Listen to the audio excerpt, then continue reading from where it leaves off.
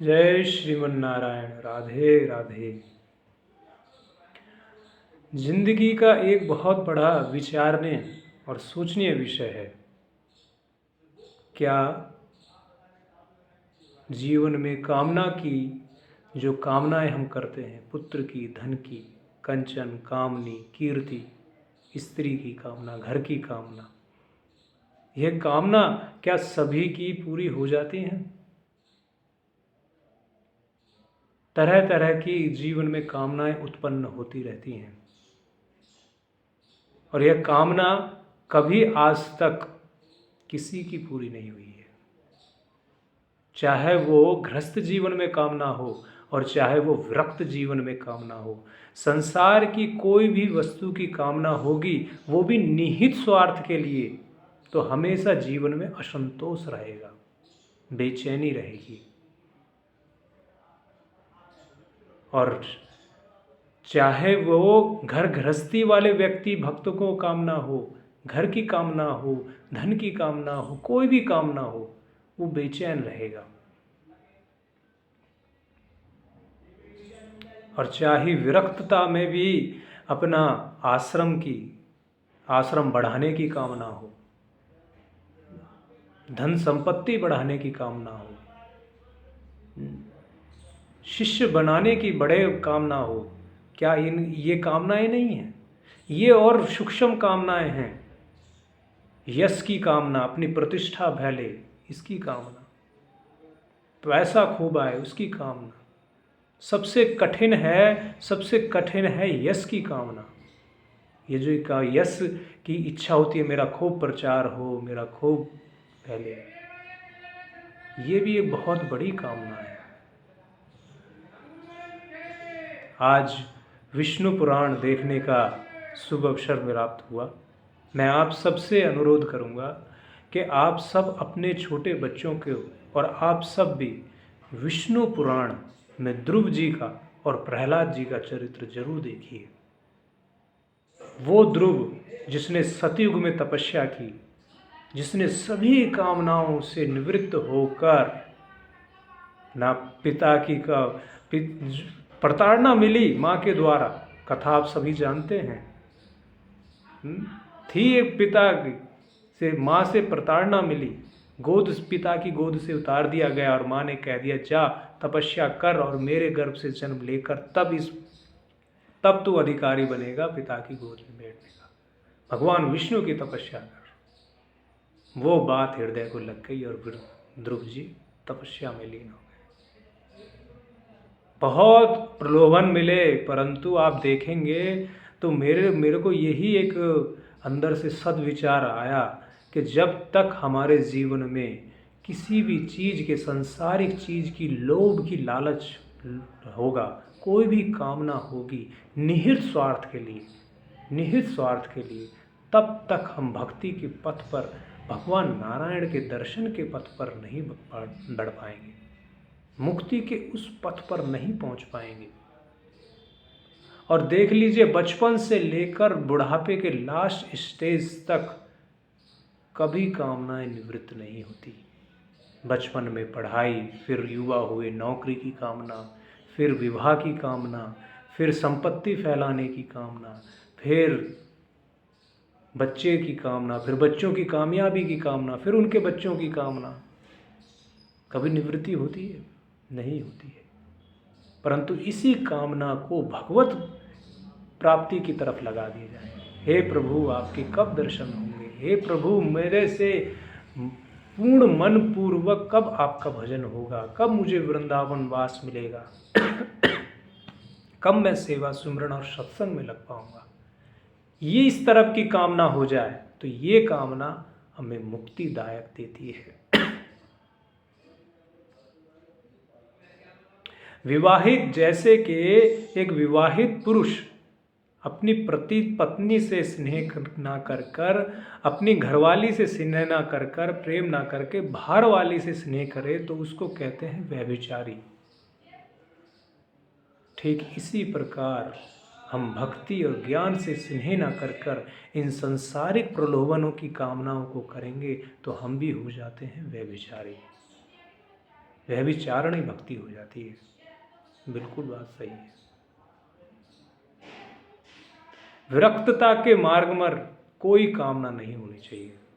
संतों को, साधु को कोई कामना, बस एक ही कामना है, प्रभु जो तुमने सेवा दी है वो सेवा करेंगे, जो तुमने सिमरण दिया है वो सिमरण करेंगे और तेरा सत्संग सुनेंगे, तेरे सत्संग को हृदय में, जीवन में उतारेंगे। हृदय गदगद हो गया ध्रुव जी का चरित्र देखकर। कितनी त्याग और कितना अटल निश्चय। नारद जी ने ये कह दिया कि ध्रुव तुम घर लौट जाओ, नहीं लौटा। नारद जी ने ये कह दिया कि ये इस तपस्या में तुम्हें अपने प्राण भी छोड़ने पड़ जाएंगे, प्राणों की बाजी लगानी पड़ जाएगी। ध्रुव ने कहा मैं सब कुछ भूखा रह लूँगा, प्यासा रह लूँगा, घर परिवार सब कुछ त्याग दूंगा, परंतु मैं भगवान नारायण की गोद में भगवान नारायण का दर्शन जरूर करूंगा। कितनी विलक्षण बात है प्रभु की, कितनी कितनी विलक्षण भक्ति है, कितना दृढ़ निश्चय है। ध्रुव को देखकर ऐसा लगता है कि हमें तो वो दृढ़ निश्चय कब आएगा, कब आएगा ऐसी ध्रुव जैसी भक्ति। और आज भी सतयुग से लेकर कलयुग, आज भी ध्रुव तारा चमक रहा है, कोई काल्पनिक कथा नहीं है। इसलिए अपने बच्चों को, जो बच्चे वीडियो गेम खेल रहे हैं, कार्टून देख रहे हैं, उनको ये ध्रुव चरित्र दिखाइए और उनके अंदर ये समझ आएगी, ये विवेक आएगा, ये जागृति होगी उनके अंदर। और भक्ति के पथ पर धीरे धीरे धीरे, अभी कामनाओं में हो कोई बात नहीं, हम परमात्मा से मांग रहे हैं, पर परमात्मा के साथ, इन कामनाओं के साथ, घर पुत्र धन की, लक्ष्मी की कामनाओं के साथ साथ हम ये भी मांगते रहें कि हे प्रभु तेरे चरणों में हमारा स्नेह बढ़ता रहे, तेरे चरणों में हमारी भक्ति बनी रहे, तेरे चरणों में हमें ज्ञान और भक्ति का हमारे अंतःकरण में दीपक जलता रहे। यही भी मांग। बसंत पंचमी अभी 14 फरवरी को आ रही है, बसंत पंचमी का शुभ अवसर आ रहा है। और दूसरा कल रविवार है, कल गौ माता की सेवा का दिन है। कल गौ माता को 1000 किलो चारा खिलाने का पूरा हमारा प्रयत्न है, प्रयास है, सबके भगवान की असीम अनुकंपा से। इस शरीर से जितना सेवा, सुमरण, सत्संग निस्वार्थ और निष्काम भाव से हो जाए वो ही सर्वोपरि है। मैं ये निष्काम भाव क्यों बोलता हूँ बार बार? मैं इसलिए बोलता हूँ कि संतों को कोई कामना नहीं होनी नहीं चाहिए और कोई कामना है नहीं। मेरे एक प्रश्न का जवाब दीजिए। आप अपने एक पुराने घर को जिसे बेचकर आ चुके हैं, जिसे आप बेचकर आ चुके हैं पुराने घर में, पुराना घर बेच के अब आप अपने नए घर में रह रहे हैं। अब उस पुराने घर में कोई उस घर जिसको आपने बेच दिया, अब वो उसको तुड़वा रहा है, कुछ भी हो रहा है, आपको उसकी चिंता है? नहीं, क्योंकि आप उसको छोड़कर आ चुके हैं। ठीक इसी प्रकार साधु संत महात्मा जिस धन, जिस वस्त्र, जिन भोजन, जिन सुख आरामों को तो छोड़कर, सुख सुविधाओं को छोड़कर, मैं यही कहता हूं कि जब हम इन चीज़ों को छोड़कर आ चुके हैं, घर परिवार, धन संपत्ति, कीर्ति सम्मान, कंचन कामनी कीर्ति, इन चीज़ों को जब छोड़कर आ चुके हैं, तो क्या हमें इनकी लालसा होनी चाहिए? क्या हम संतों को, क्या हम महात्माओं को इनकी अभिलाषा करनी चाहिए? मेरे विचार से बिल्कुल नहीं करनी चाहिए। जब हमें बिल्कुल इनकी अभिलाषा होनी ही नहीं चाहिए। धन की क्या, जो धन घर परिवार का छोड़कर आ चुके, जो सुख सुविधाएं, वस्त्र आभूषण सब छोड़कर आ चुके, क्यों छोड़ा हमें? क्योंकि हमें उनमें ना तो स्नेह रहा, ना उनमें हमारी ममता रही, ना उनमें हमारा कोई प्रेम रहा, ना कोई मोह रहा। ये हमारा है।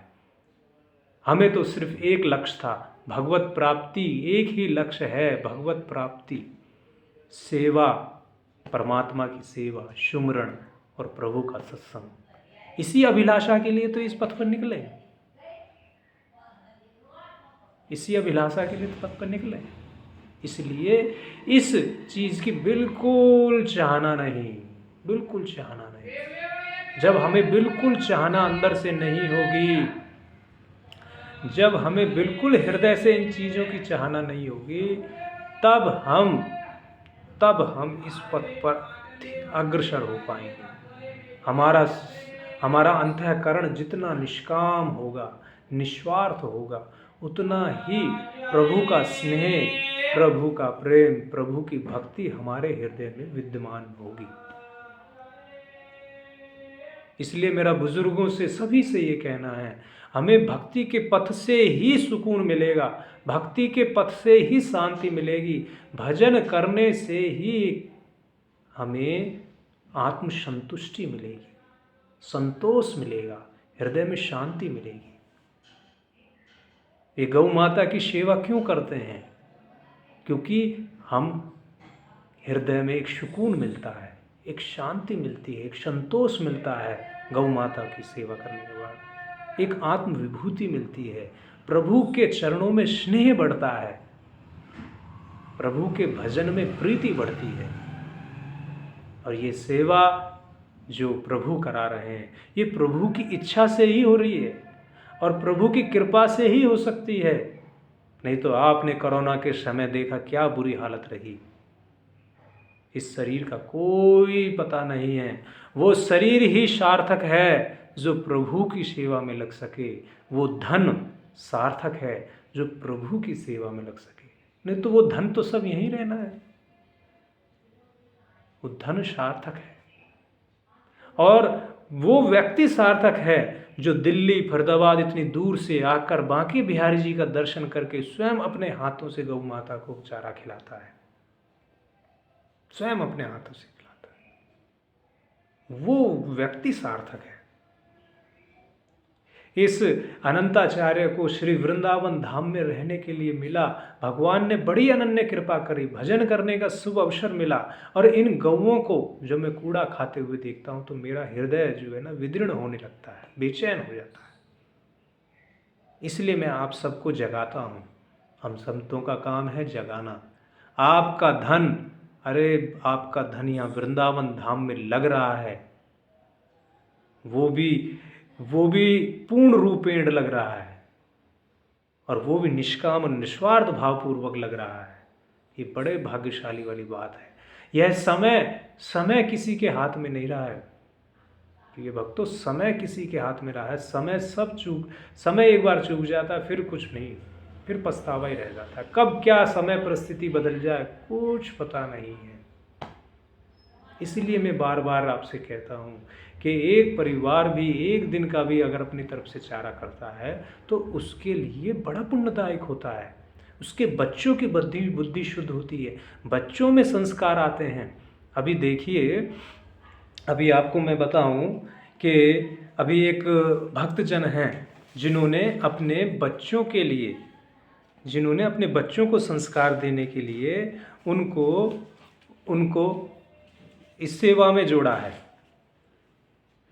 उस सेवा में जोड़ा है। एक बच्चे का नाम है आरना, बच्ची का नाम है, और छोटे बच्चे का नाम है अभी। इन दोनों बच्चों ने अभी गौ माता की सेवा के लिए प्रयास किया है। ऐसे ही तो हम इन बच्चों को संस्कार देना है। फेसबुक में जो लोग देखते हैं, यूट्यूब में देखते हैं, फेसबुक और यूट्यूब से देखकर बहुत से लोगों ने इसमें अपना योगदान करना शुरू किया है। देखिए, गोपेश जी हैं, और आरना जी हैं, मृदुला जी हैं, सतपाल जी हैं, धीरज जी हैं गुजरात से, सतपाल जी हैं फरीदाबाद से, अभी नरेश चौहान जी नोएडा से ये जुड़े हैं, तो राम किशोर जी हैं फरीदाबाद से। ये फेसबुक और यूट्यूब देखकर ही जुड़े हैं।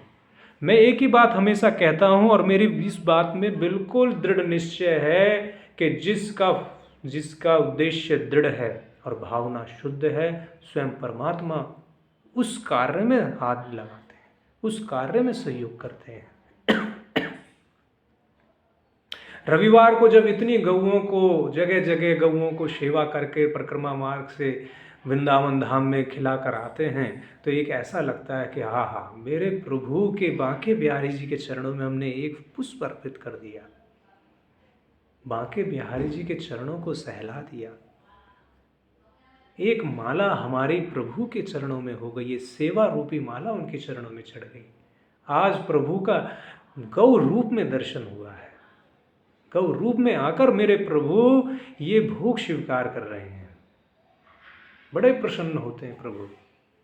इसलिए गौ की सेवा स्वयं परमात्मा की सेवा है, गौ माता की सेवा 33 कोटि देवताओं की सेवा है, गौ माता की सेवा स्वयं अपने राष्ट्र की और भारतवर्ष की सेवा है, क्योंकि भारतवर्ष का प्राण है गौ माता, गौ माता भारतवर्ष का प्राण है।